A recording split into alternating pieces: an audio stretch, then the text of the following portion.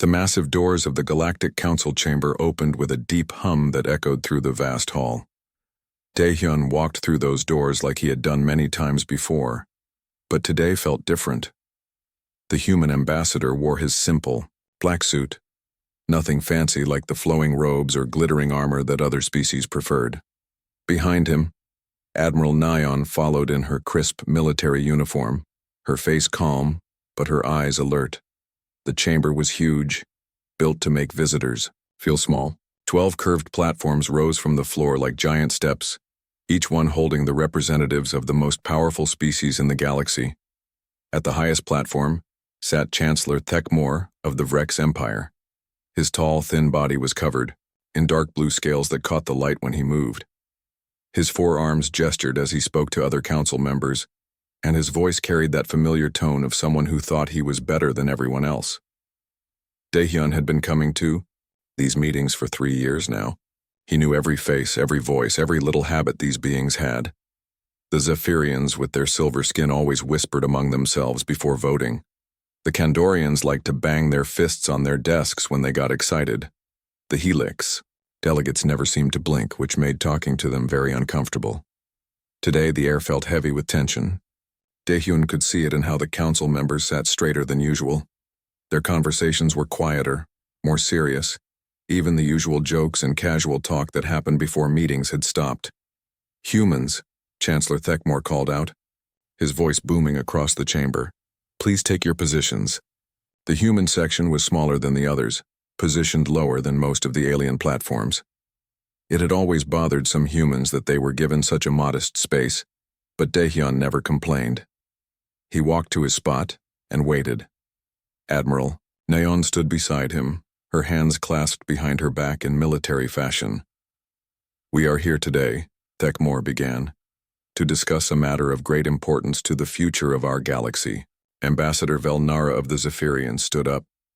Her silver skin seemed to glow under the chamber lights, and her voice was smooth like silk, but cold like ice. "The human species has been part of our galactic community for 50 years.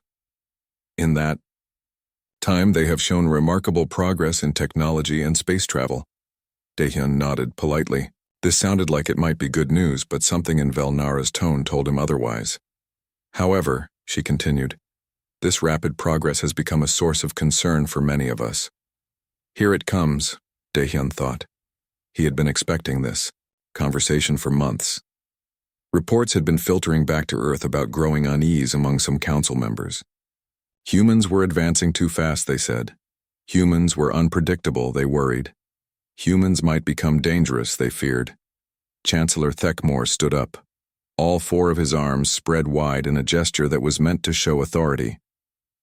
"The human species has developed technology at a rate that far exceeds what we consider safe for galactic stability.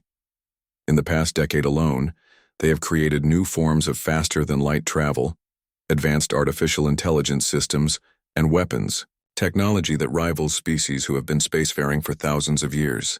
Admiral Nyon shifted slightly beside Daehyun, but she kept quiet. That was their plan. Let the aliens talk first, see what they really wanted. "We have also observed," added Counselor Zektar of the Helix Confederation, "that humans have a tendency toward what they call creative solutions to problems. While this has been helpful in some situations, it has also led to unpredictable outcomes that concern our military strategists." Daehyun almost smiled at that. Creative solutions. That was one way to describe how humans approached problems. When the Kandorian trade routes were being attacked by pirates last year, the Council had spent months debating different military responses. The humans had solved it in 2 weeks by offering the pirates jobs as security escorts for the same trade ships they had been robbing. It worked perfectly, but it certainly wasn't what anyone expected. "What exactly are you proposing?" Daehyun asked, his voice steady and professional. Thekmor's scales seemed to darken slightly, which Daehyun knew meant the Vrex was getting more serious. "The Council has voted on a resolution regarding humanity's place in galactic civilization." The chamber fell silent. Even the usual background hum of the building's system seemed to quiet down. Daehyun felt Admiral Nyon tense beside him, though she didn't move or speak. The resolution passed by a vote of 11-0, with one abstention, Velnara announced. Humanity will be required to accept certain technological limitations and submit to Council oversight of all research and development activities. You will also accept a subordinate status within the galactic community, with reduced voting rights and limited access to advanced technologies developed by other species. Daehyun felt something cold settle in his stomach. This was worse than he had expected. They weren't just asking humans to slow down their development. They were asking them to become second-class citizens in their own galaxy. And if we refuse these terms? Admiral Nayan asked quietly. Then humanity will face complete isolation from galactic civilization. Tekmor said, his voice hard as stone. No trade agreements, no technological exchange, no diplomatic relations. You will be cut off entirely. The silence that followed was heavy and uncomfortable. Daehyun looked around the chamber at faces he had come to know over the years. Some looked uncomfortable with what they were doing. Others seemed satisfied, even pleased. A few wouldn't meet his eyes at all. The delegate from the Kepler Union, a small species known for their peaceful nature, finally spoke up. The Kepler delegation abstained from this vote. We believe this decision may be unwise. Tekmor's forearms moved in a dismissive gesture. Your concerns are noted, Keeper Miran, but the majority has spoken. Daehyun took a deep breath. He had hoped it wouldn't come to this, but Earth's government had prepared him for this possibility. They had discussed many different responses. Some had wanted him to argue, to point out all the ways humans had helped the galactic community. Others had wanted him to make threats, to remind the Council of Humanity's military capabilities. But Daehyun had convinced them to try a different approach. I see, he said simply, his voice calm and respectful. The Council has made its decision and we respect that decision. Several Council members looked surprised. They had clearly expected anger, arguments, maybe even threats. Instead, they got quiet acceptance. Humanity will comply with the Council's wishes, Daehyun continued. We will withdraw from galactic space entirely. Withdraw? Velnara asked, her silver eyebrows rising. That seems extreme. The resolution calls for technological limitations and oversight, not complete withdrawal. Daehyun smiled politely, the same smile he used when declining dinner invitations he didn't want to accept. The Council has made it clear that humanity's presence in galactic civilization is unwelcome. We don't wish to cause further concern or discomfort. Complete withdrawal seems like the best solution for everyone. Admiral Nayan nodded once, a sharp military gesture that somehow managed to look both respectful and final. When will this withdrawal begin? Asked Councillor Zektar, and Daehyun noticed that the alien's unblinking eyes seemed wider than usual. Immediately, Daehyun replied. We'll begin recalling our trade ships and evacuating our colonies right away. We estimate the process will take approximately 6 months. Chancellor Thekmor's scales shifted color again, this time to a lighter shade that Daehyun knew indicated confusion. 6 months seems very fast for such a large undertaking. Humans are efficient, Admiral Nayan said simply. Daehyun gathered the few papers he had brought with him and stood up. If there's nothing else the Council needs from us, we'll begin preparations immediately. The chamber was silent again, but this time it felt different. Before, it had been the silence of people waiting for something to happen. Now it was the silence of people realizing that something unexpected had just happened, and they weren't sure what to do about it. That's it? Asked Councillor Breknar of the Andromedan Alliance. No arguments, no demands, no threats. Daehyun paused at the bottom of the human platform and looked back at the assembled aliens. For a moment his professional mask slipped just slightly, and something else showed through. Not anger, not hurt, but something quieter and more dangerous. Disappointment. What would be the point, he asked. You've made your feelings about humanity very clear. We're simply giving you what you want. He turned and began walking toward the exit, Admiral Nayan beside him. Their footsteps echoed in the huge chamber, the only sound in a room full of the galaxy's most powerful beings. As they reached the massive doors, Daehyun turned back one last time. Thank you for the learning experience, he said, his voice carrying clearly across the chamber. "We wish you all the best in your future endeavors." The doors closed behind them with that same deep hum, leaving the Galactic Council alone with their victory. But somehow none of them felt like they had won anything at all. 3 weeks after the council meeting, Captain Jeho stood on the bridge of the transport ship New Horizon and watched the last group of human families board the vessel. The Kepler 442 colony had been one of humanity's most successful settlements, home to nearly 50,000 people who had built a thriving community on the planet's green continents. Now they were leaving it all behind. "Captain," called out Lieutenant Mira from the communication station, "that's the last transport from the surface. All civilians are aboard." Jeho nodded and looked out at the planet one more time. The cities they had built still sparkled in the afternoon sun. The farms stretched out in neat patterns across the valleys. The solar collection arrays still turned slowly to follow the star's path across the sky. In a few hours it would all belong to someone else. "Take us to the next colony," he ordered. "Kepler 438 is expecting us tomorrow." As the ship moved away from the planet, Jeho thought about the conversation he'd had with the colony governor that morning. The man had been angry, confused, hurt. Why were they giving up so easily? Why weren't they fighting back? Why were they just walking away from everything they had worked so hard to build? Jeho had given him the same answer he'd given everyone else because this was what Earth had decided to do. But privately, he wondered if there was more to it than that. On the industrial world of Vega 7, engineer Soman supervised the dismantling of the massive fusion power plant that had supplied energy to half the star system. The work was going faster than she had expected. Human engineering teams were methodical and efficient, and they had built their facilities with the possibility of relocation in mind. "Ma'am," called out Technician Kyung from across the massive reactor chamber. "The Zephyrian. Observers are asking questions again." Soman looked over at the group of silver-skinned aliens who had been watching the dismantling process for the past week. They stood in a tight cluster, talking quietly among themselves and pointing at different parts of the operation. "What kind of questions?" she asked. "They want to know if we're planning to leave the reactor core behind. They seem to think they can operate the plant without us." Soman almost laughed, but caught herself. The fusion plant used 17 different human innovations that had never been shared with other species. The control systems alone required an understanding of quantum mathematics that had taken human scientists 30 years to develop. "Tell them they're welcome to try," she said, "but remind them that our maintenance contract expires when we leave, and we won't be available for technical support." She turned back to the massive cylinder that contained the reactor's heart. Tomorrow, this entire assembly would be loaded onto a transport ship and taken to, well, wherever humanity was going. Nobody had told the engineering teams their final destination yet.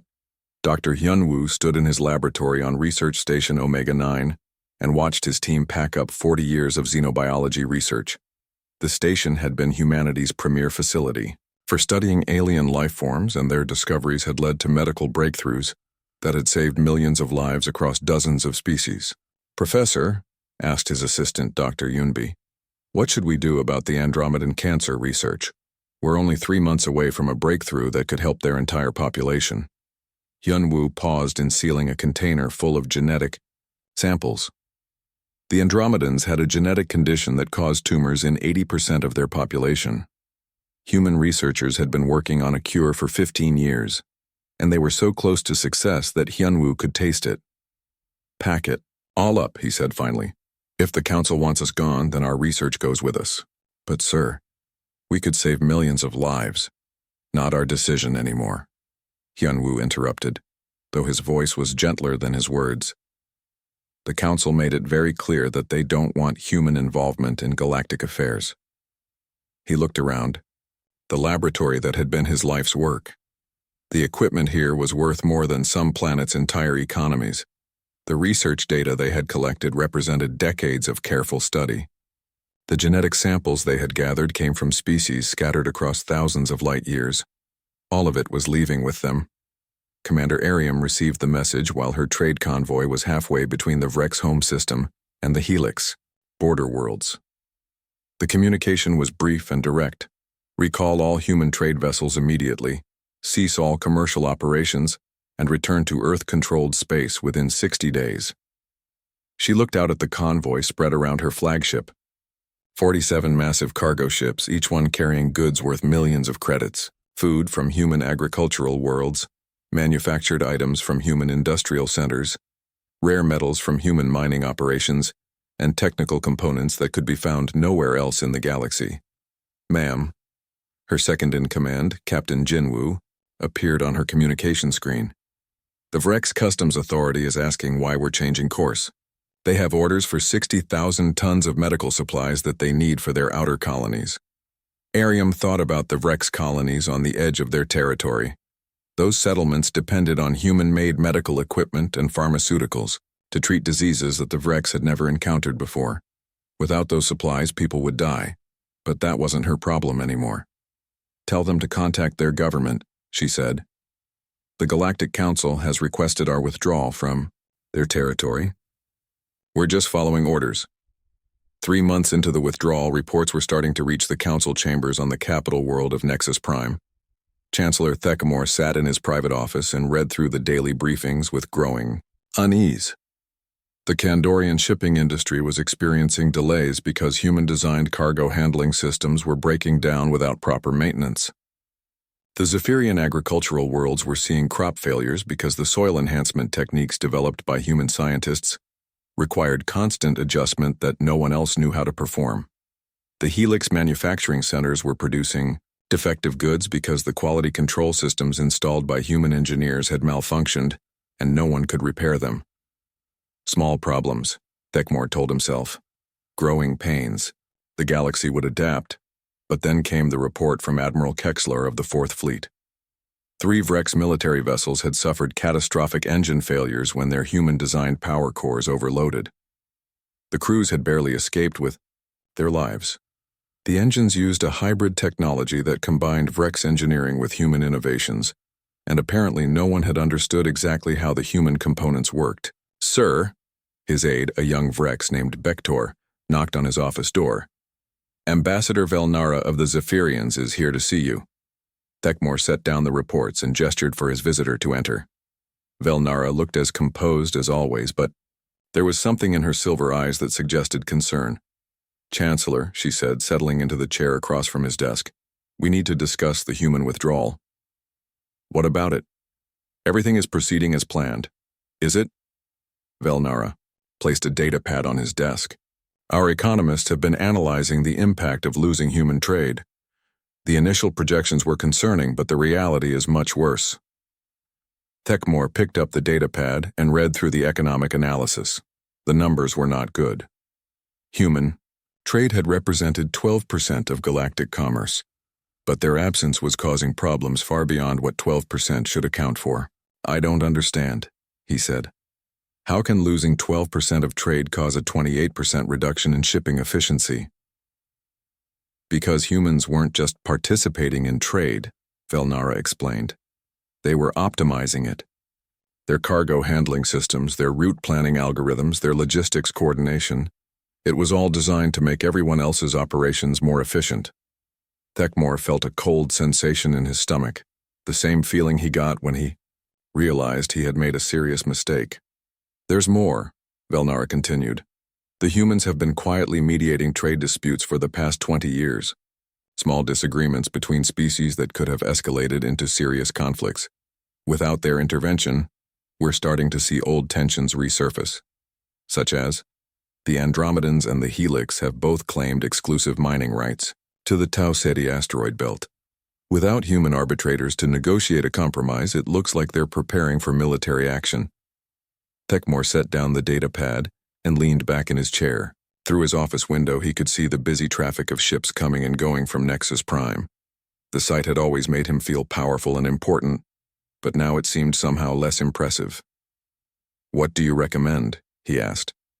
We could send a message to Earth, Velnara suggested carefully.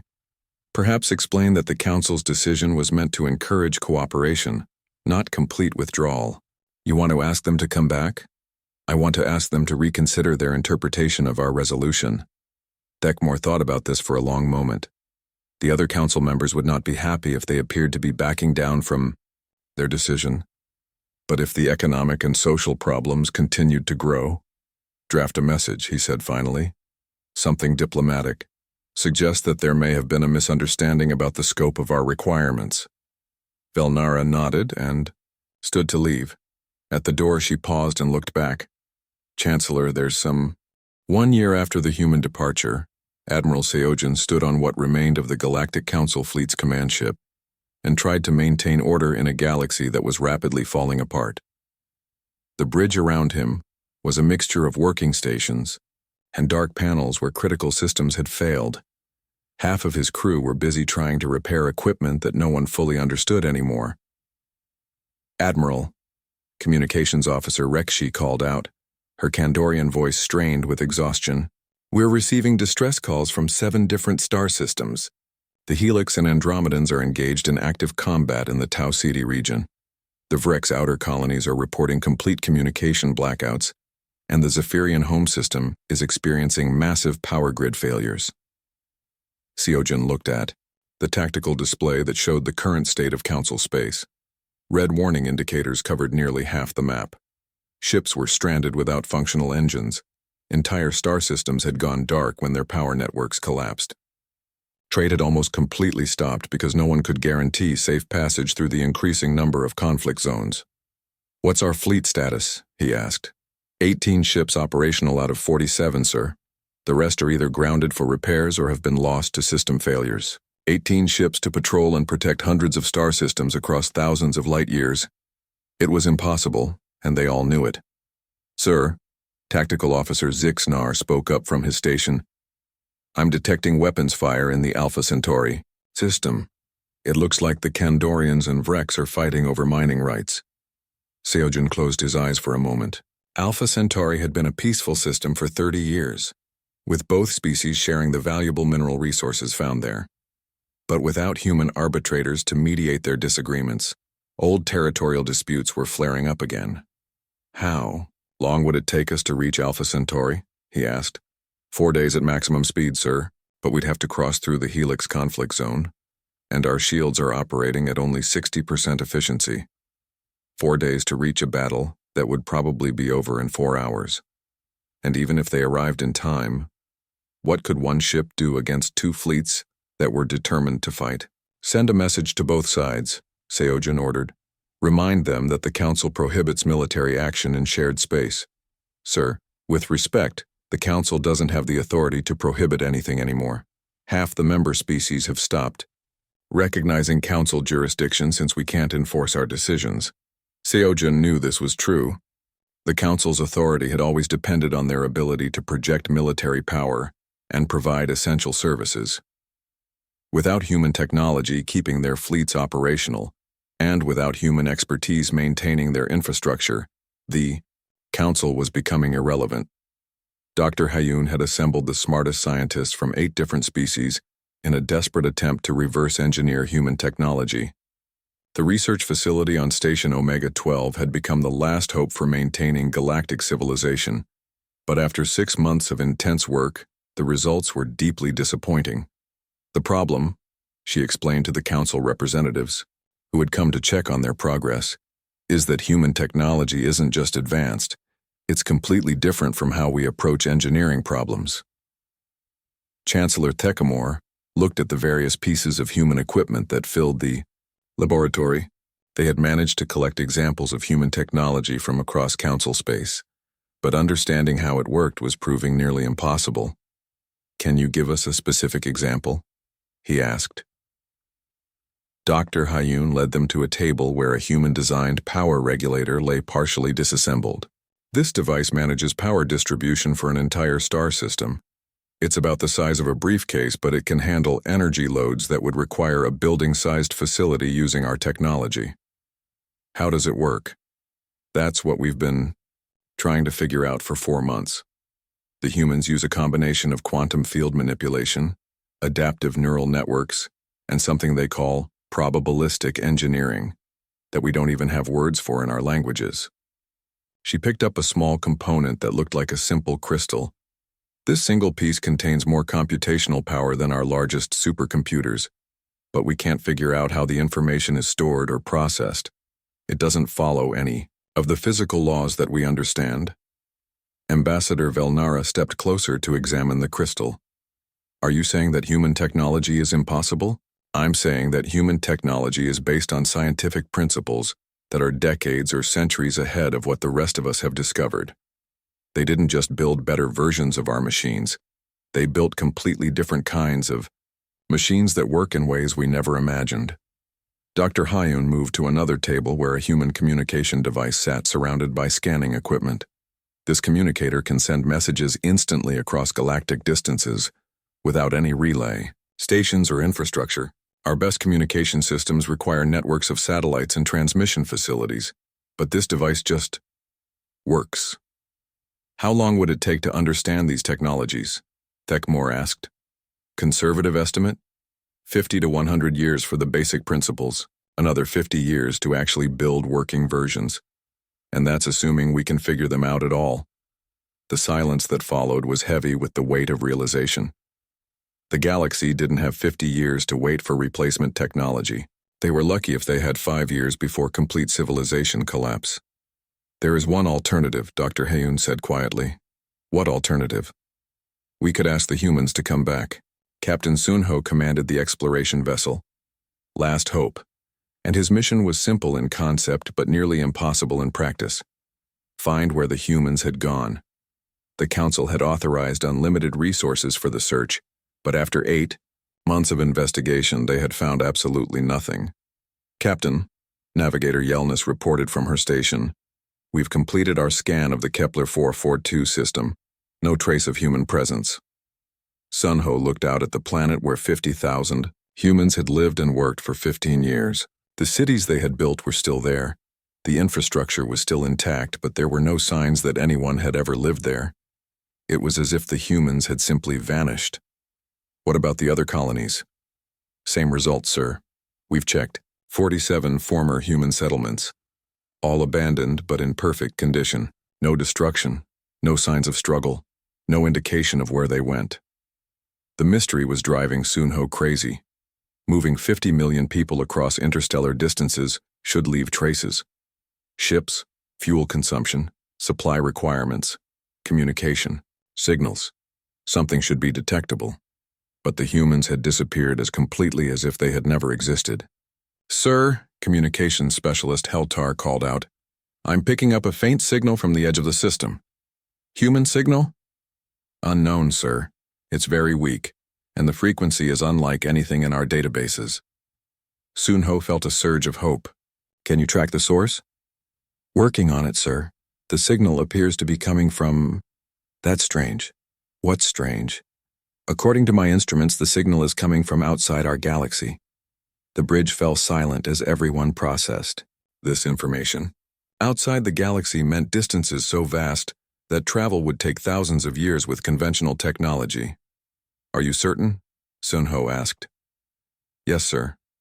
The signal originated from somewhere in the direction of the Andromeda Galaxy, approximately 2.5 million light-years away. Sunho stared at the star map display, trying to comprehend what this might mean. If the humans had somehow traveled to another galaxy, it suggested technological capabilities far beyond what anyone had imagined. But it also meant that finding them was essentially impossible. Record everything, he ordered. Maybe our scientists can learn something from this signal. As the Last Hope continued its futile search, Sunho wondered if they were looking for people who had moved so far beyond their former neighbors that contact was no longer possible. Back on Nexus Prime, Chancellor Thekmore sat in an emergency council session and listened to reports that got worse every day. The Andromedan military was down to 20% operational capacity. Zephyrian agricultural systems were failing, leading to food shortages that threatened billions of lives. Kandorian shipping networks had collapsed, stranding entire colonies without essential supplies. The situation is no longer sustainable, announced Councillor Drakmore of the Helix Confederation. Our species must consider abandoning our outer colonies and consolidating our populations in core systems where we can maintain basic infrastructure. That would mean abandoning 60% of Helix territory, Velnara pointed out. Better than watching our people die from infrastructure failures. Similar conversations were happening across the council. Every species was facing the same choice: retreat to their most essential systems and abandon the expanded civilization they had built, or continue trying to maintain their current territories and risk complete collapse. "What about the search for the humans?" asked Councillor Bextar of the Kandorians. "Captain Sunho's expedition has found no trace of human presence in any of their former territories," Thekmor admitted. "It appears they have left our region of space entirely." "Then we must face the reality that they are not returning," Velnara said. 5 years had passed since the human departure, and Commander Yuna stood on the observation deck of New Terra Station, watching the sunrise paint the clouds of the planet below in shades of gold and purple. The world had no name in any galactic database because it existed in a region of space that no council species had ever explored. It was beautiful, peaceful, and completely hidden from the rest of the galaxy. Around her, the station hummed with activity as thousands of humans went about their daily lives. Children played in parks that hung suspended in transparent domes, their laughter echoing through corridors lined with gardens and flowing water. Scientists worked in laboratories that would have seemed like magic to the council species. Engineers built machines that operated on principles that the rest of the galaxy wouldn't discover for centuries. "Commander," Dr. Donghyun approached, her with a data pad in his hands. "The monthly progress report is ready for your review." Yuna took the pad and scanned through the information. The numbers were impressive, even by human standards. In 5 years of isolation, humanity had made technological advances that had accelerated their development by decades. Without council restrictions and oversight, human scientists and engineers had been free to pursue ideas that had been considered too risky or too advanced for galactic civilization. "The new propulsion systems are testing at 97% efficiency," she noted. "Yes, ma'am. We can now travel distances that would take council ships months in a matter of days. The dimensional fold technology is even more promising. We're looking at potential instantaneous travel across galactic distances." Yuna smiled at the irony. The council had expelled humanity because they were advancing too quickly. Now, free from those limitations, humans had advanced even faster. "What about the terraforming projects?" "Ahead of schedule on all fronts. We've successfully established colonies on 17 worlds in this sector, all of them completely self-sufficient. The environmental enhancement techniques we've developed can turn a barren planet into a garden world in less than 5 years. Dr. Donghyun paused and looked out at the planet below them.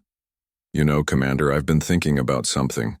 The Council was afraid that we were advancing too quickly, but I think the real problem was that we were holding ourselves back to stay compatible with their technology." "What do you mean?" "Every innovation we made had to work with existing Council infrastructure. Every new technology had to be integrated with systems that were decades or centuries behind our capabilities. We were designing solutions for problems that we had already solved, just to make sure everyone else could keep up." Yuna considered this. It was true that human technology had always been designed with compatibility in mind. Human engineers had spent enormous amounts of time and effort making sure their innovations could work alongside the more primitive systems used by other species. "Now that we're on our own," Donghyun continued, "we can build technology that's actually designed for human capabilities. No compromises, no limitations, no need to make everything simple enough for other species to understand." "Is that a good thing?" Yuna asked. "I think so.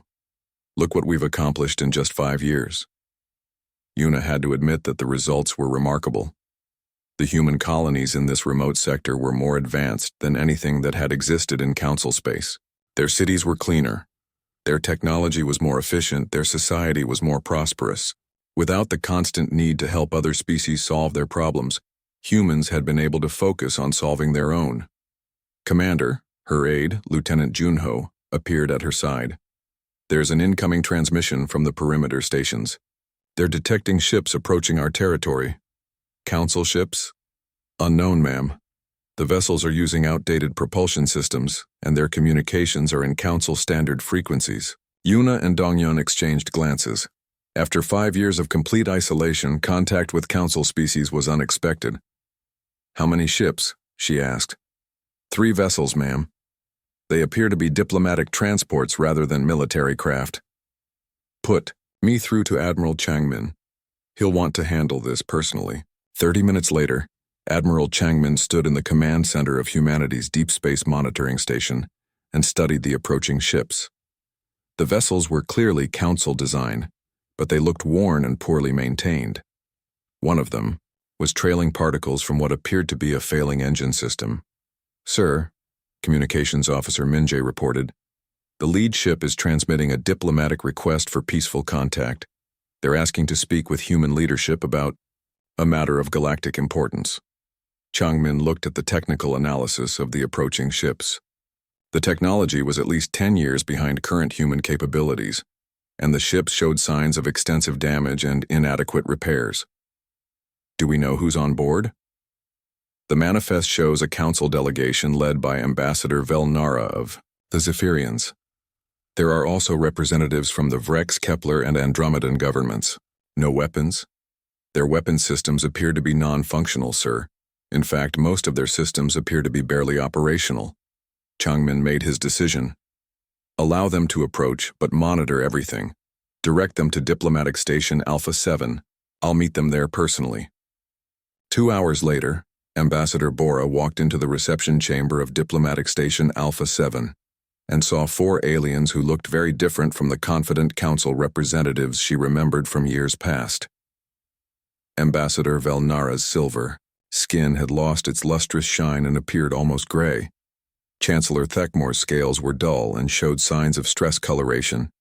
The other delegates looked equally worn and desperate. "Ambassador Velnara," Bora said politely, "this is unexpected. Please have a seat." The aliens sat down carefully as if they weren't sure they were welcome. The confidence and authority that had characterized Council representatives in the Yao past was completely gone. "Ambassador Bora," Velnara began, her voice lacking its former smoothness, "we come here today to discuss a matter of great importance to the future of galactic civilization." "I'm listening." "The Galactic Council wishes to extend a formal apology to humanity for the decision made 5 years ago. We now recognize that our ultimatum was based on misunderstandings and fears that were not justified." Bora kept her expression neutral, though she was curious about what had led to this change of heart. "We would like to invite humanity to return to Council space," Thekmore added, his forearms moving in gestures that indicated submission rather than authority. "We offer full membership with unlimited technological freedom and expanded voting rights." "That's very generous," Bora replied. "May I ask what has prompted this change in the Council's position?" The 4 aliens looked at each other uncomfortably. Finally, Velnara spoke. "Galactic civilization has experienced difficulties since humanity's departure. We have come to realize that human contributions to our society were more significant than we initially understood." Bora had been briefed on the situation in Council space. Human intelligence services had been monitoring galactic communications, and the reports were not encouraging. Infrastructure failures, economic collapse, territorial conflicts, and social unrest had become common throughout what had once been stable Council territory. "I see," she said. "And what exactly are you proposing?" "Complete restoration of human colonies and territories," Thekmore said quickly. "Full access to all Council resources and technology, representation on the Council Executive Committee, whatever humanity requires to resume its place in galactic civilization." "That's a very attractive offer," Bora said carefully, "but I'm afraid humanity's circumstances have changed significantly over the past 5 years." "Changed how?" Bora gestured toward the large window that showed the busy traffic around the diplomatic station. Ships moved in patterns that would have been impossible with Council technology, using propulsion systems that operated on principles the visiting aliens couldn't comprehend. "We've moved beyond the need for galactic civilization as it currently exists," she explained. "Our technology has advanced to the point where Council space offers us nothing that we cannot provide for ourselves more efficiently." The silence that followed was heavy with implications. The council delegates stared out at the human ships, trying to understand what they were seeing. "You're saying you don't need us anymore," Velnara said quietly. "I'm saying that humanity has found a better way forward. We appreciate the council's offer, but we're no longer interested in participating in galactic politics." Ambassador Terran of the Kepler Union leaned forward in his chair. "What about the people who are suffering in council space? The billions of individuals whose lives have become difficult because of infrastructure failures and economic problems?" Bora's expression softened slightly. "That's unfortunate, but it's not humanity's responsibility to solve other species' problems. The Council made it very clear 5 years ago that our involvement was unwelcome. But surely you understand that we made a mistake," Techmore pleaded. "Surely humanity can find it in their hearts to forgive our error and help us rebuild what has been lost." Bora stood up and walked to the window, looking out at the human ships that moved like dancing lights against the stars. Park Tae-jin wiped his hands on the dirty cloth and looked at the broken air filter. It was the third one this week. The ship was old, and old ships always had problems. He did not mind fixing things. It was what he did best. The Harmony's Edge was not like other ships. It carried people from 12 different worlds. Each race was special in their own way. The Velthans were like living crystals who could think faster than computers. The Nebulics were made of gas and could control energy with their minds. The Kythera looked like giant insects and shared one big brain between all of them. Then there were the humans. Tae-jin was one of only 4 humans on the ship. Most aliens thought humans were weak and slow. They could not think as fast as Velthans.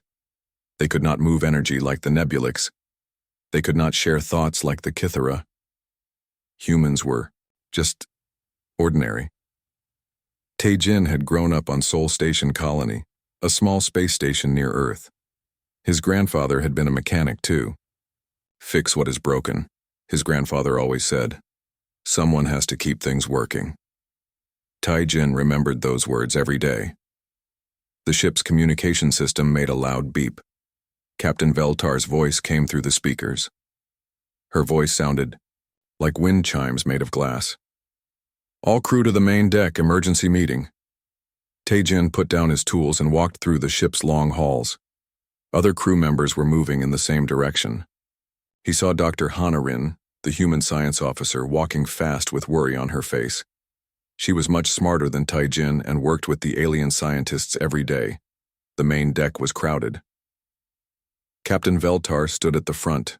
She was tall and made of clear crystal that sparkled with blue light. Her face had no expression, but the light inside her body was flashing quickly.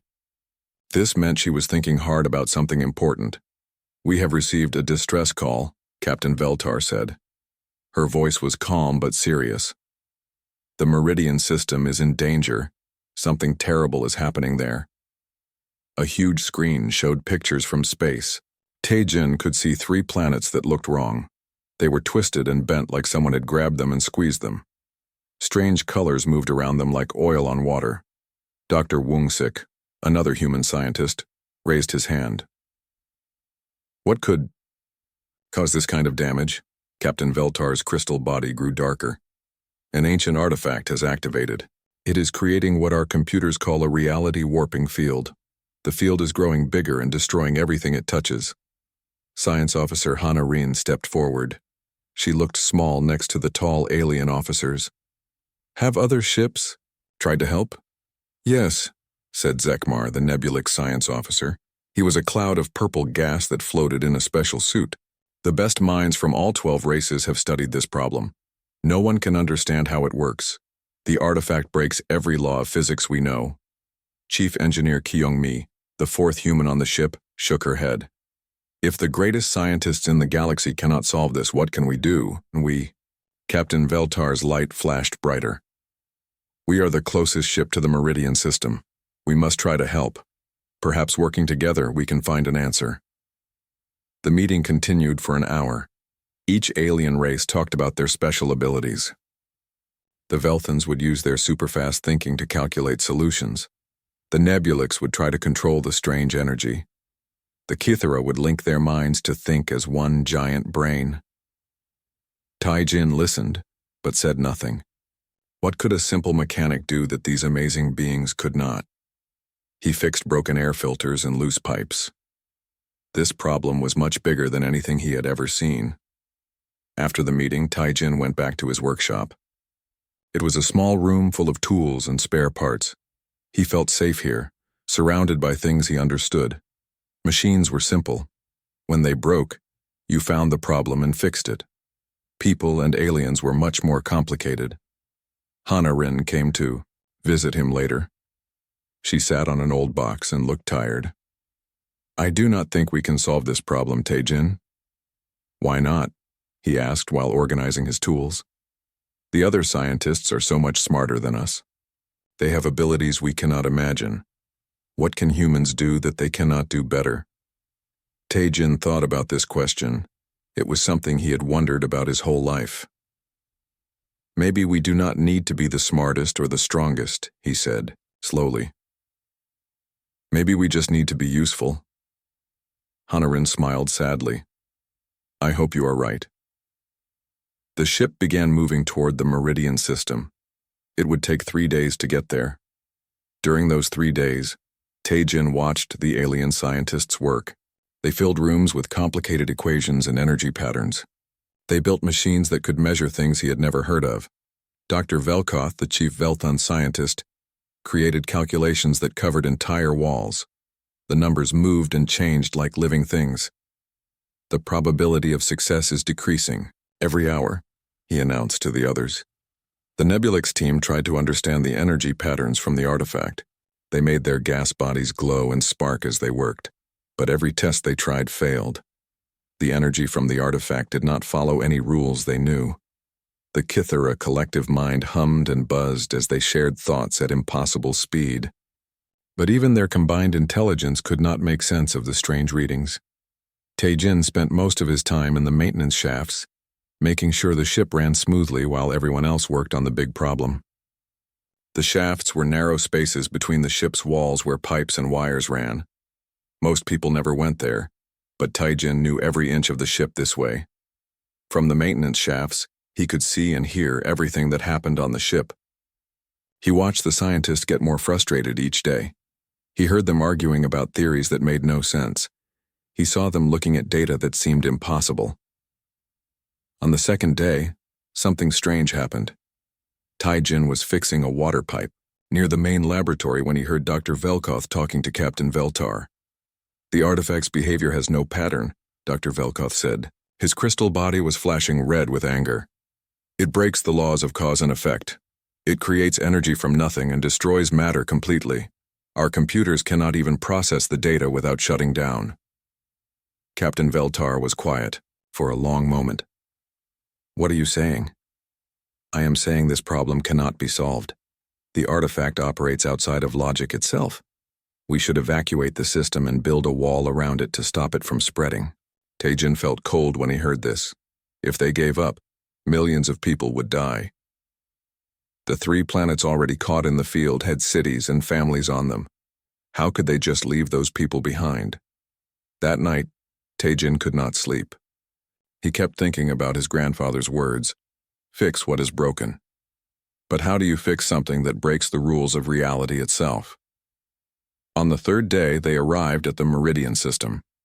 Tai-Jin was in a maintenance shaft near the observation deck when he got his first look at the artifact. It was beautiful and terrifying at the same time.